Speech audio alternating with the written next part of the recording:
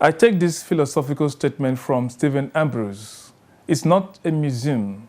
It's not a place of artifacts. It's a place of ideas, end quote. Now, how rich are ideas behind Nigerian artifacts? Indeed, they are wealthy and enriching not just Nigerian museums, but also European museums. But is Nigeria really reaping from its artworks and heritage?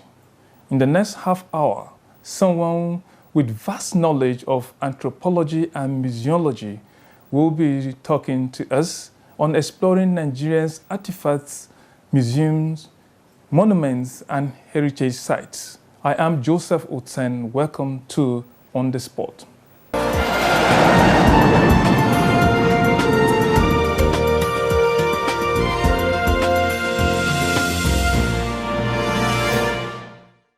Now, my guest hails from Borno State and holds a bachelor's degree in creative arts from University of Maiduguri.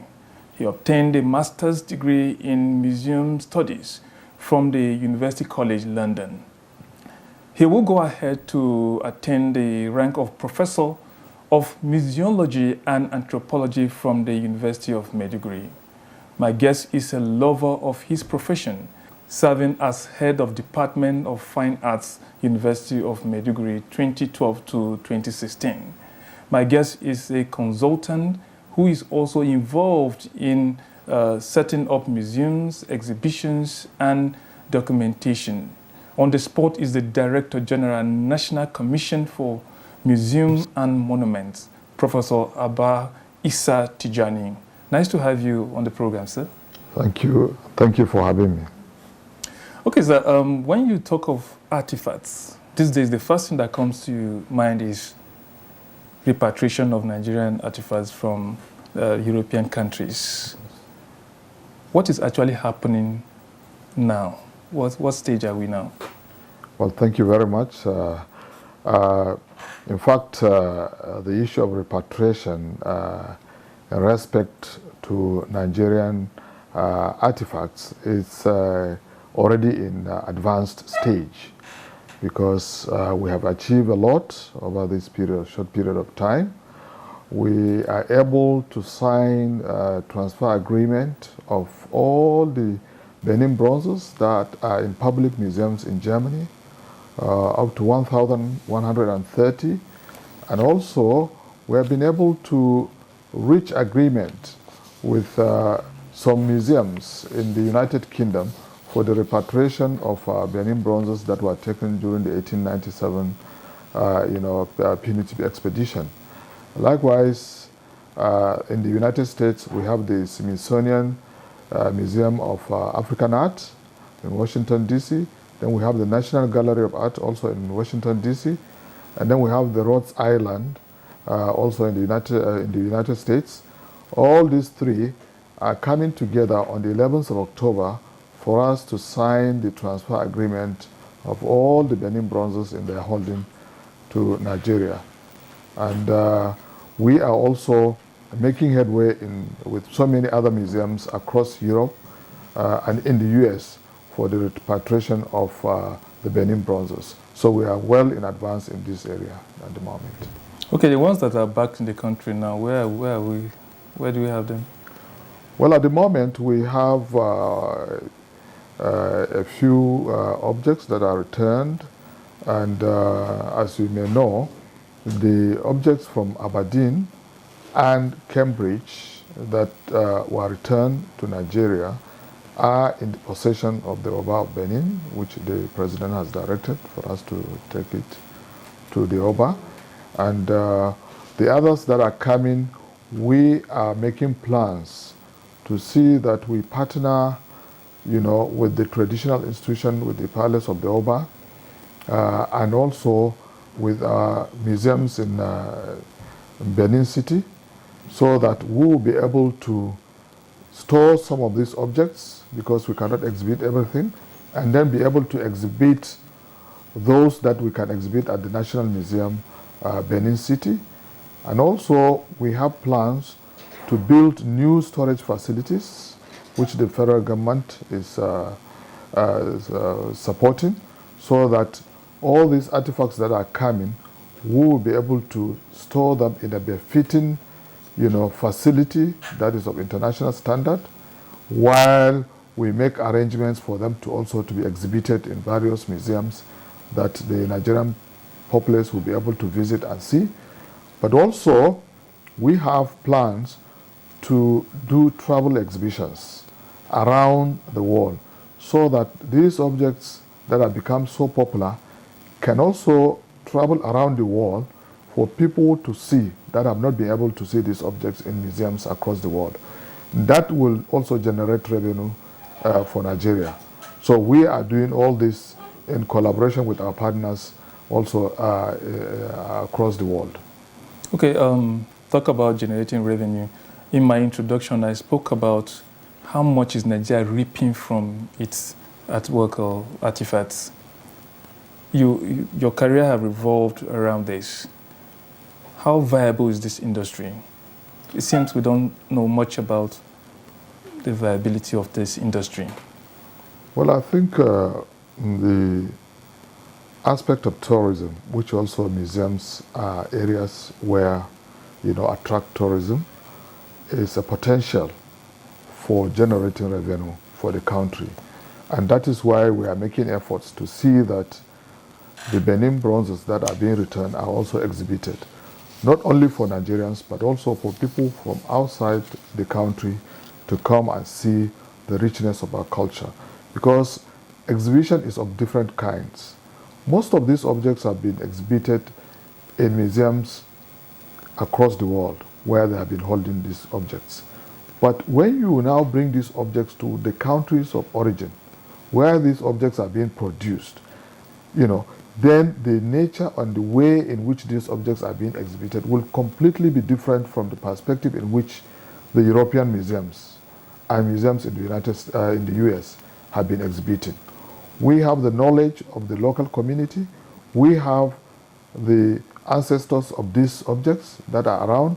We will be able to get rich information and input from them, that our exhibition will become interactive and will become attractive, and therefore tourists will be able to visit our exhibitions, and that will also generate revenue for us. But I also want to say that exhibition is not only the way to generate revenue. We have so many plans because we have areas of research. Funding is coming into the country because we are going to collaborate with research funding institutions that will attract money to the country, and our scholars will be able to now research on the objects while they're here. And that's another way of attracting funding to the country. But also, as I said, we have areas of capacity building. We are partnering with these different museums so that they will be able to build the capacity of our staff, but also in return, we also visit their museums, and all this is part of actually funding our staff to get more knowledge and experience in collaborating with them. Then we also have areas where we can now use digital information data to generate revenue. We can put our digital images of these objects on virtual platforms that you can subscribe to generate revenue. We can also use this to print souvenirs and so many other things. So there are many ways of generating revenue, not necessarily just by exhibiting the objects. Okay, I'm meant to understand that you talk about collaboration. You had some memorandum of understanding signed regarding exploring the Nigerian artifacts and museums and so on. Just give us insights on some of this memorandum of understanding. Well, you see, the repatriation is, we are talking the ordinary Nigerians will assume that we are signing agreement for the return of these artifacts. But we've been saying that as professionals on our side, we are saying that these artifacts have been away from Nigeria for decades. Yes. And these countries have been reaping the benefit of these objects that are in their possession.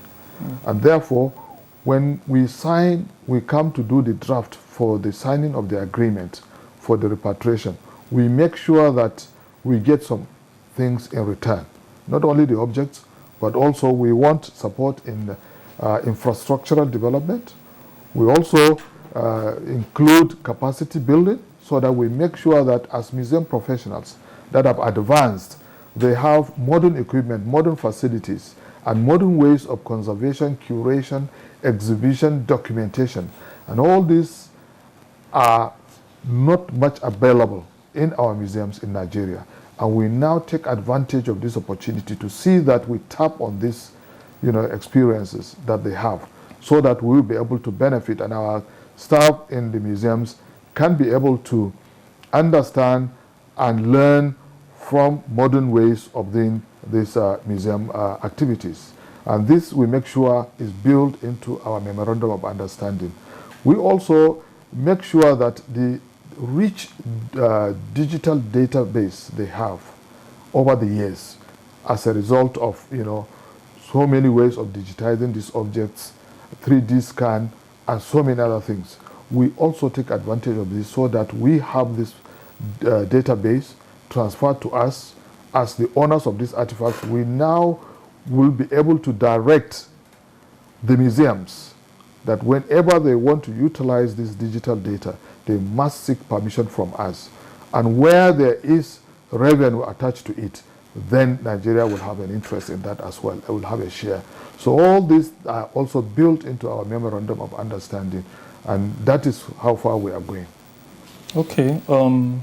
We still have more to talk about exploring the potentials of Nigerian artifacts and museums, monuments, and heritage. But we'll take a break now and come back shortly.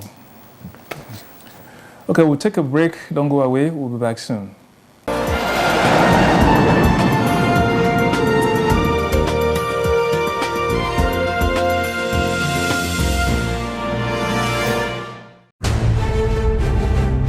This is NTA News 24 broadcasting from Abuja. You can watch us anywhere, anytime on the following platforms.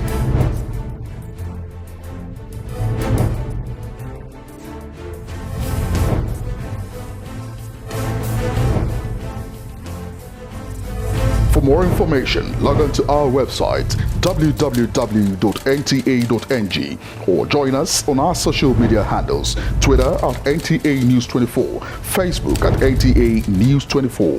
For comments, suggestions and inquiries, send an email to news24@nta.gov.ng or call us on the following numbers. NTA News 24, news and more news.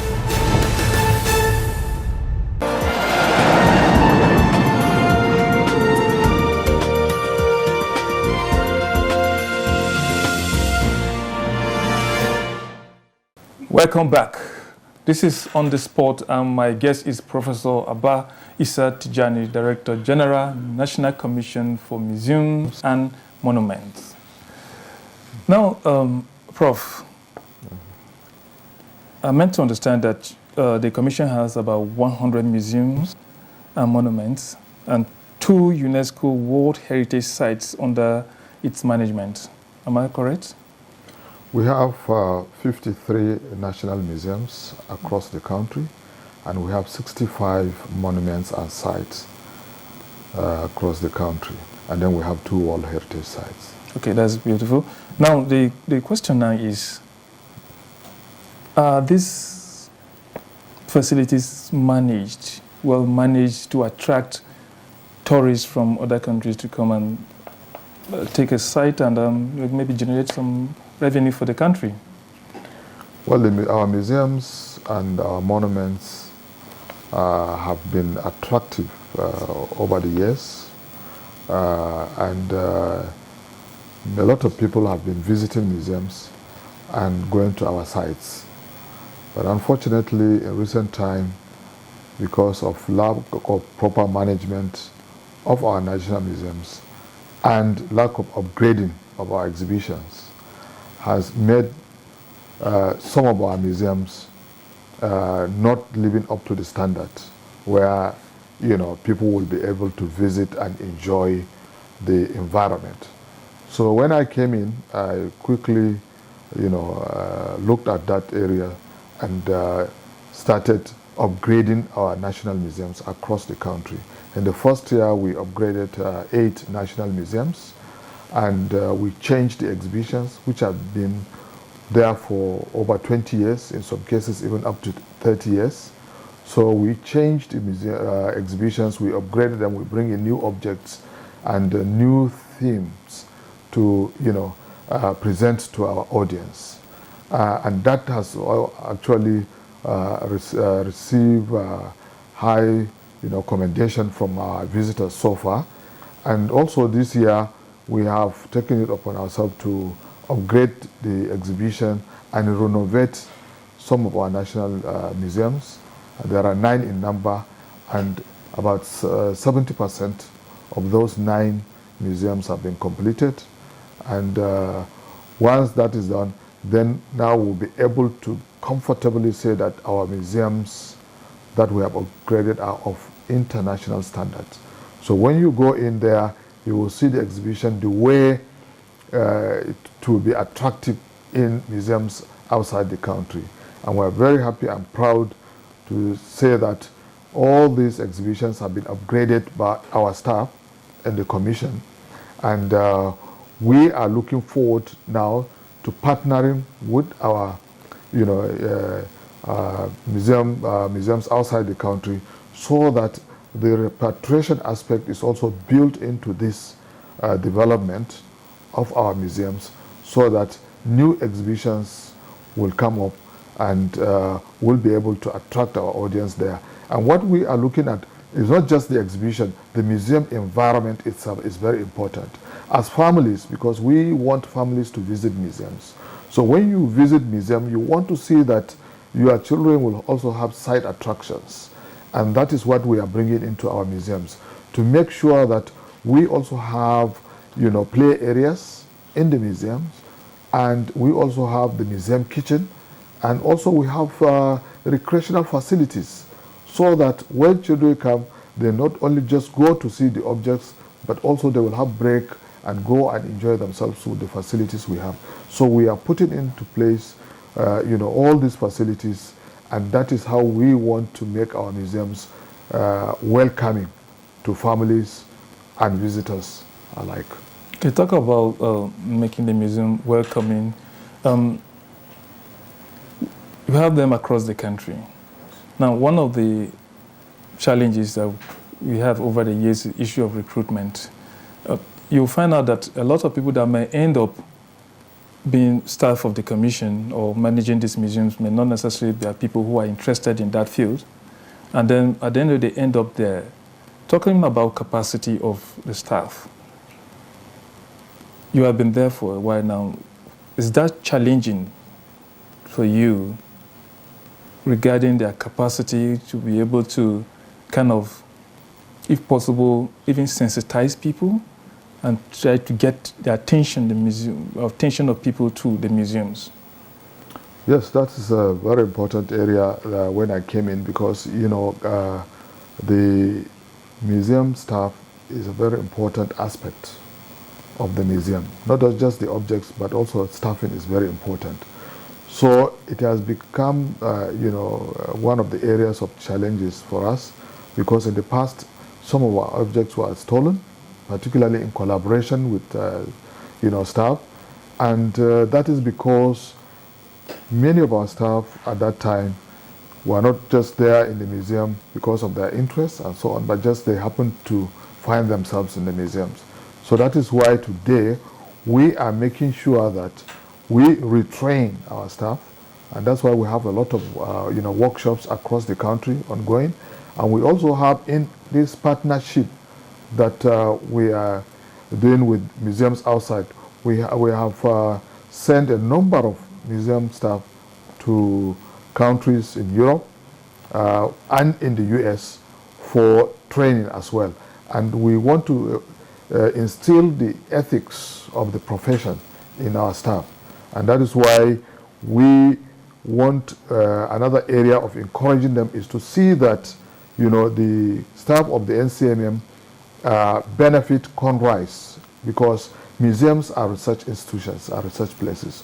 If you look at the different departments we have at the National Commission for Museums and Monuments, we have, under research department, we have ethnographers, we have archaeologists, and these are people that go on field to do field research, collect data, as archaeologists go and do excavations, and so on. And then we have also the museum department. Under the museum department, we have the conservators who look after our objects and make sure that the objects are looked after properly and the necessary environment is provided, and when they are in very bad shape, they can be restored. And then we have also the exhibition officers, the documentation officers, and these are all that will become the curators. Then we have the educational department and training, that they now interact with the schools, and also they do the guided tours in the museums and all this. So we have professionals in the field. Then we also have the support staff, of course, like any other agency. We have the accounts, we have the projects and works, admin and the rest. But the core professionals are there. They are the ones that are handling our museums, and we make sure that we instilled aspect of the profession, in the training, so that they will be the ones that will be looking after our museums, and they are happy and enjoying the profession, so that we don't employ people for the sake that we want to fill the space. So we make sure that they are people that are well trained. Okay, we're running out of time, but briefly, your commission also supervise over establishment of private museums. What is the relationship like in terms of collaboration, in terms of relating with a private partnership? Well, the commission is actually empowered to register and regulate private museums. Now, when we talk about private museums, we are talking about museums that are owned by individuals or certain organizations. And any organization or individual that wants to set up a museum will have to approach us, and then we'll give them the guidelines. And once this museum is built, the structure is there, we'll have to go and inspect and see that it's befitting for a museum before we give the registration. And after registration, we'll be visiting and regulating so that the profession continues. But also there are state museums. There are also museums owned by other agencies of governments. All these are within our jurisdiction. We also have the monuments. We are the ones that will now look at any potential monument and assess it and recommend it to the president for approval. Okay. Thank you very much, Professor Abba Tijjani, Director General, National Commission for Museums and Monuments, for lending us your time to discuss on exploring Nigerian artifacts, museums, heritage sites and monuments on the spot. Thank you very much. It's an honor having you there. And to you viewers out there, thank you for being there. See you next time. I'm Joseph Oten. Bye-bye.